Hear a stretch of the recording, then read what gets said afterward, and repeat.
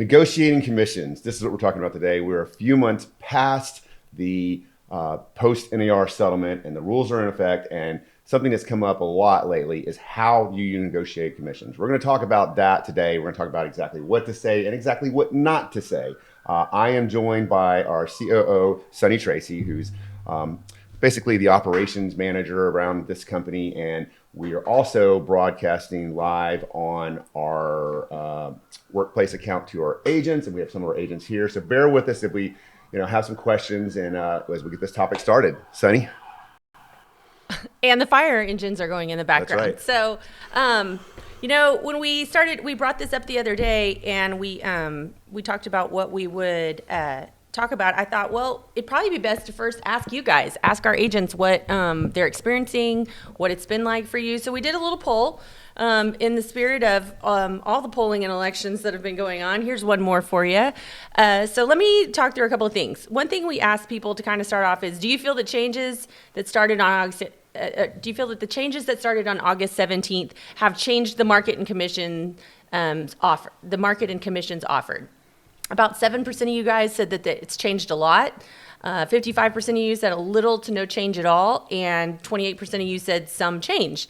So I don't know. I feel like that's kind of in line with what we thought might happen. I mean, we kind of thought there'd be, I anticipated that there would be little change happening. And so I think overall we could say that the change is not overwhelming. So that's good to know. As a listing agent, have buyer's agents asked you to agree to or sign an addendum agreeing to a commission amount before showing a property? So if you've got a property listed, are buyer's agents coming to you and saying, hey, I need you to sign this addendum, whether it be the unlock or the TR's form, agreeing to this certain commission amount before I go show this property? 86% of you are saying no, that's not happening. That's a really good sign, because that's not a best practice, and that's something we're going to talk about today.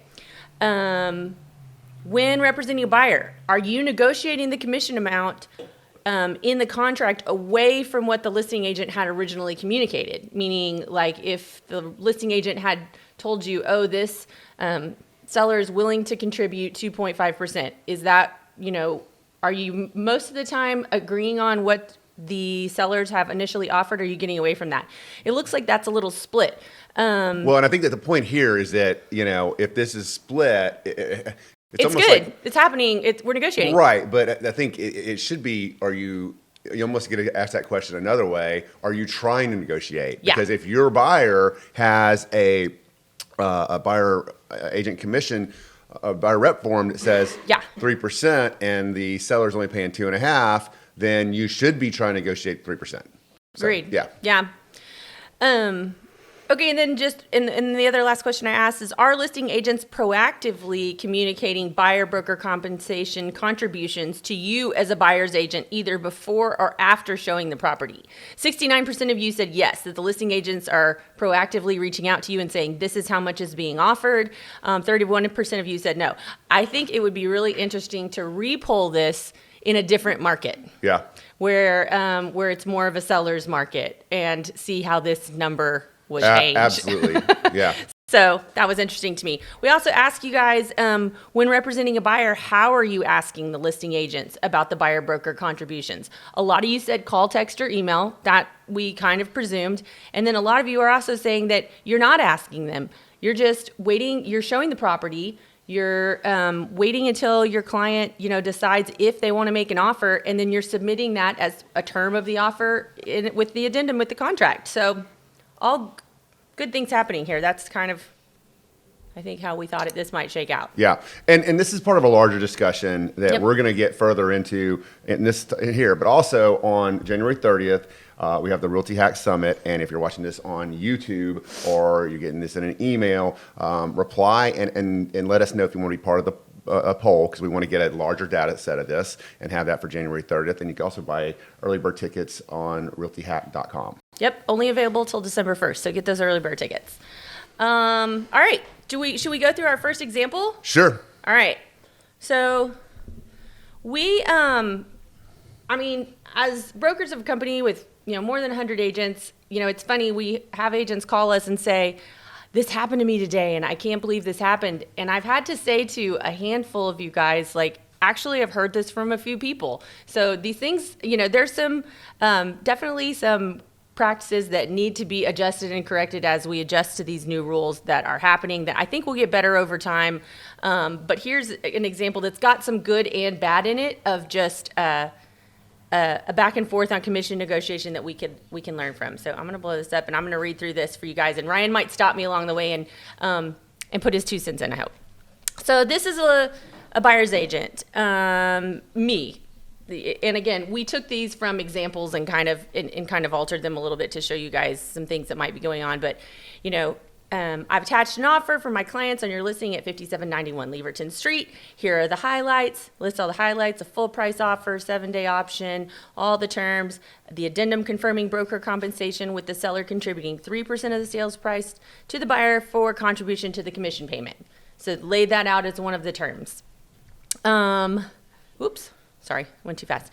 The listing agent responded and said, "Hi, Sunny.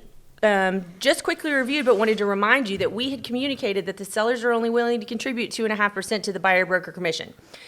Sunny, well, look, here's what I say first of all with that is they're negotiating one term when there's a whole lot of other terms to be negotiated. Okay. Great point. And I think that listing agent shouldn't have, look, I got involved in this. This is not, we protected the names of people here, but by all accounts, the listing agent was a reputable and good agent. But what I would say to that is, he was kind of on a high horse about the commission and kind of on the high horse of like, oh, there's an ethics issue. It got to that, right? Mm-hmm. And well, I have to examine all the details of the negotiation, and I determined that I don't think there was an ethics issue at all. This is one term. Go ahead. Yeah.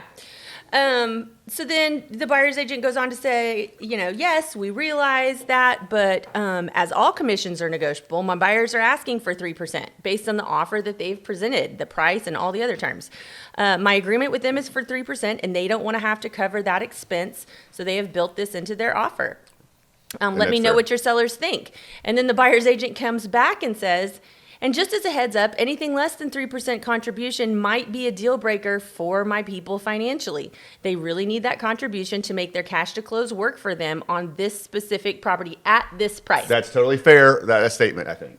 I think so too. Additionally, this is a Sprocket mortgage lead for me, so I owe a referral fee of 35% off the top, and I am not willing to contribute or reduce my commission amount that we've agreed to in our agreement. Negative example, guys. It's like that has no bearing on the negotiation. And what I'd like everybody to think about here is that what we're trying to do is put the fiduciary duty first and foremost over the damn commissions, okay? And so when you start talking about, what you're going to referral fee you have to pay, it really has no bearing. I mean, that's a me problem, not a you problem.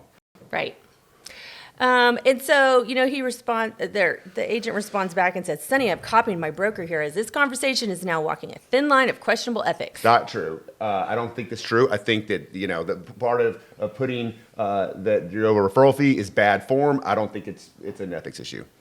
The sellers and I have a signed agreement which states that we'll offer 2.5% to a cooperating broker's contribution. Please understand that this is starting to sound like you're discouraging our clients from this property based on the commission offered. Please find a way to make this work with what the sellers and I have agreed to. The buyer's agent says, "Slow down. Sounds like you're accusing me of something that's not actually happening. I've educated my clients on how commissions work and their ability to negotiate regardless of what the listing agent communicates. They also understand that the sellers don't have to accept their offer, which includes this 3% contribution," which is very fair point. Yeah. "The buyers reviewed comps with me, and we've developed a price and terms based on what they were willing to offer, just as we've always done. Again, I've worked hard to earn this commission that I have agreed to with my clients, and they agree with it.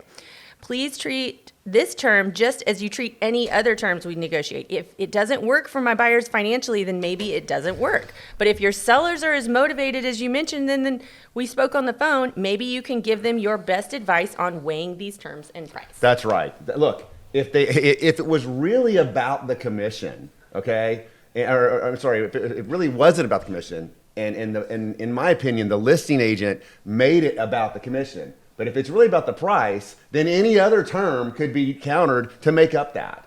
Right. But like the price. Right, like the price. I mean, that's what it all comes down to. I think that what happened was that the listing agent got so involved, and then he told me, like he said, there's this is an ethics issue, and I said, look, this is. I looked at the issue, like I looked at every detail of the negotiation, and our agents are trained to. Which you should be, right? It's trained to let, if you're doing your job right, your buyer knows what they're going to pay in commission, regardless of whether the seller pays it or not, okay? And so I think that when it comes to that, like, that, and in this case, it sounded like our buyer's agent properly educated the guys. And so I said to him, look, there's a lot of terms in the contract, and you can't go calling like. And this is a hard market. There's a lot of properties out on the market. You cannot go crying ethics every time your seller doesn't get an offer. And what you saw here is that these buyers determined that this listing agent was going to be hard to work with. Yeah. And yeah, it makes just to refer back to if there's ever a question about steering, and I feel like for so long it was this really sensitive word that we didn't want to talk about because it was so associated with protective classes. And today, while it's still very associated with protective classes, we're talking about it a lot more as it pertains to commission steering. So, I think that this is a great piece to give to your buyer clients to where they can never say up front that they weren't educated about what steering is and what a good ethical realtor should be doing. And if you're not doing any of this, or if you're going against any of this, then yeah, you are going to get an ethics complaint against you, and you're not going to work for us. Yeah. So, this is a nice, safe way, and even to send to a listing agent, that's maybe giving you a hard time about it. Be like, look, this is my understanding of steering. This is what my broker trains me on. I think we're all trying to do good things here, and let's remember what this all really means. Yeah, and I have to think that like we're going to see negative examples here shortly about buyer's agents putting like focusing on the commission first. In this case, this is a listing agent that's focusing on the commission first, right? He got very high and mighty, entitled, right? Or not entitled. What's the word I'm looking for? I think it was it sounded like he just got emotional. Well, he got emotional, and he thought that his people were being wronged and that someone was violating ethics, and so the listing agent in this case focused on the commission. Whereas, guys, I would say don't focus on the commission at all, right? It's a piece, it's one term and a series of terms that need to be negotiated. And if the commission is truly negotiable, then who cares? Like, it doesn't matter that the buyers are saying, you know what, I have a buyer's rep agreement for 3%. I don't want to pay the difference. I have in my contract that if the seller is paying less than 3%, but like I don't even think they got there. And there's in the where he talked about the his listing agreement with the sellers. Listing agreements now take that co-op brokerage part out, and all the listing agreement, the new revised listing agreement, if you've updated all your listing agreements, just has a section that talks about what a listing agent is the seller is authorizing them to communicate. Yeah. It doesn't say this is a hard and fast, this is what the sellers will It's pay. not an agreement. It's not an agreement. Yeah, It's a term. It's authorizing you as a listing agent to communicate something. And I have to wonder if the listing agent's own emotions about this didn't bleed over and did not get that deal closed or get under contract. Because what ended up happening is the buyer's like, look, there's a property right down the street. Let's go to that. Yeah. And if something doesn't financially work, just like with any other term where you're trying to, let's take commission and just substitute it for a roof. Yeah. Okay. Like say, you offered $500,000, but with $8,000 in concessions because you saw that there were shingles flying off of the roof when you showed the property. Yeah. Is that is that negotiated any differently? Not right. really. If your seller isn't willing to give the $8,000 for the roof and your buyers are like, hey, can't do it, I'm going to another property. Not really a difference. Well, and when this listing agent is focusing on, I have to wonder if you're steering people away for the commission, I have to wonder if you're not reading on every single form where it says that commissions are negotiable. Yeah. So, okay. Cool. Well, let's go to our next example. Which this one was super interesting. That listing agent might have had to argue with their client to get a certain amount already. For sure. That might be the reason why they're so precious about it. And that might be where the emotion comes, is because Well, the listing agent might have worked really hard to get the seller to offer. Maybe, but we don't know, we right? don't know that. But I think that the point of the matter is commission is one term, Yep. and there are a lot of terms sent over, and it seemed like the focus was put on one term. And I think that is some kind of ideological belief of, I am protecting the industry. Well, protect your client. Yeah. Okay, so this example is starting with the buyer's agent. They email the listing agent on 2389 Button Drive and say, hey there, Marcus, I'm showing your listing tomorrow to some buyers. What is your seller offering for buyer broker commission? Fair way to start. Oh, sorry. Scan too far. Hi, Sunny. Sellers are offering 3%, but it's negotiable per the terms. Let me know if you have any other questions. Okay, cool. I've attached the Unlock MLS addendum confirming broker compensation completed with the sellers contributing 3%. Can you and your sellers sign this and get it back over? This is fucking crazy to me, okay? Just so you know. Like, you I are agree. asking a seller and a listing agent to agree to one term of the contract before you see the other terms. This is Before you even show a property. Before you even show the property. It's completely self-serving. It goes against fiduciary agreement.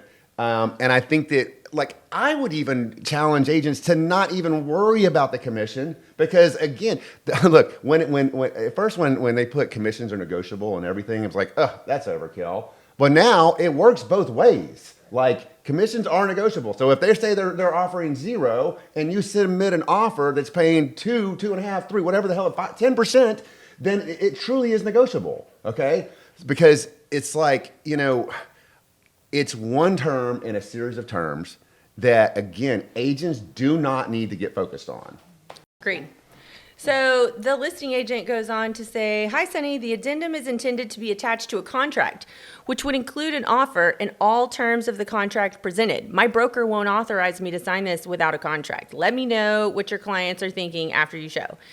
She says back, hey, Marcus, my buyer's rep agreement with these buyers agrees to compensate me 3%. They don't have the cash to cover any discrepancy, so I would need this signed to make it worth showing the house. What's the offer?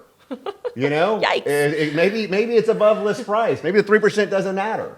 Even if the seller's paying 0, I think it's such a mistake to do this. It's such a turnoff, and I'm glad that we haven't had very many reports of that from our brokerage. Yeah, well, and from y'all's survey, it sounds like that's not happening very much, but we have heard a couple of instances of this happening, which is why we're going to this example. With our listing agent. Yes. So the listing agent says back, hi, I confirmed with my broker that we won't sign that addendum before a showing for a couple of reasons. One, commissions are negotiable, always, just as all other terms of a contract are, and are contingent upon one another, right? Yeah. We can't guarantee a term of a contract before understanding the other terms. Two, an addendum to a contract can't really be viable or stand without a contract to attach it to. So an addendum It's an addendum. It literally will not hold up anywhere without the thing that it has to be added to. So what are we even doing? Your negotiation with your clients on what you get paid is between you and them. The buyers can ask and negotiate for whatever amount of contribution from the sellers that they would like. The seller will evaluate all terms of an offer together, not one at a time. Boom. Not one at a time. So, and we'll put these examples out there in case this ever happens to you and you need some language to help craft, your responses. But, yeah, it's like, as we've gone, from, what is it, September 17th, I guess? Yeah. Yeah. August. August 7th, yeah. To now, it's like there are things that are popped up that need to be addressed. And there are going to be things that pop up that further things that pop up, right? More things. But like what I'm noticing is that a lot of agents are not trained to do things right. And you're going to see if you listen to Anthony Lamacchia, who's one of our speakers at RealtyHack on January 30th, like that plug? Yep. Yep. So, but you know, if you watch any of his videos, you know, these attorneys are out there looking for agents to mess up, right? I mean, you know, it's not only about first and foremost, it is about taking care of your client, but also you don't want to subject yourself to more liability, more lawsuits. You don't want to subject your broker to that, and so. This is just like the things we're talking about are just they're better for the client. The negotiation, you can see how icky it feels as a listing agent to deal with that, or as a buyer's agent when you get that. Like you're not if you're focused on commissions, it's not good in any way you look at it. It's bad for your buyer, it's bad for your seller, it's bad for your broker, it's bad for you. Okay, and I would encourage agents to go out there and just don't worry about the commission because again. Commissions are negotiable, then and just submit your best offer. And by the way, these things are going to change, right? When it becomes a seller's market, it's going to be a lot harder for agents to get paid as buyer's agents. And this is why we are trying to brush up. Like, I'm glad all this came down in a soft market because we can practice our skills, right? Yep, because things are going to get harder in a seller's market. The buyers are most likely going to have to come out of pocket more than they are now. Yes. So this is why agents need to really train on how to present their value, how to get these contracts signed, how to demonstrate to buyers that, you know, what's going to happen if the seller does not cover part or any of the commission. All of these things need to be trained now, because if we entered this into a seller's market, like if all these things happened August 17th and we were in a seller's market, buyers would be screwed. And the ones that aren't training right now, they're going to be screwed when it becomes a seller's market. Yeah. I have one more good example going back to that last email we just read. So, again, let's sub out commissions for another negotiable term. We'll go back to the roof thing.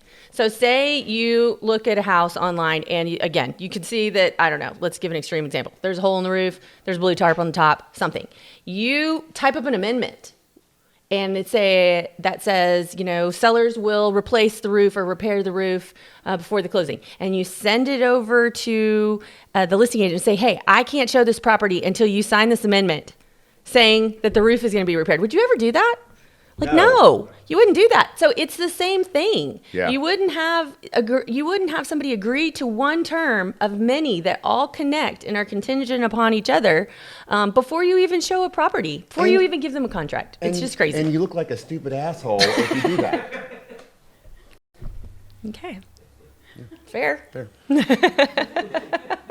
All right. A little bit more plug for the summit.